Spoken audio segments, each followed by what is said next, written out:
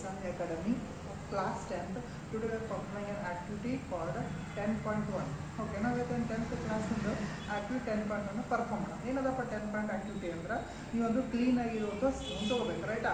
ಇಲ್ಲಿ ಕ್ಲೀನ್ ಆಗಿರೋ ಸ್ಪೂನ್ ತೊಗೊಂಡ್ಯಾ ಅದ್ರಾಗ ಇಮೇಜ್ ಫಾರ್ಮೇಷನ್ ಆಗ್ತದ, ಇಮೇಜ್ ಫಾರ್ಮೇಷನ್ ಆಗಲ್ಲ ಚೆಕ್ ಮಾಡಬೇಕು.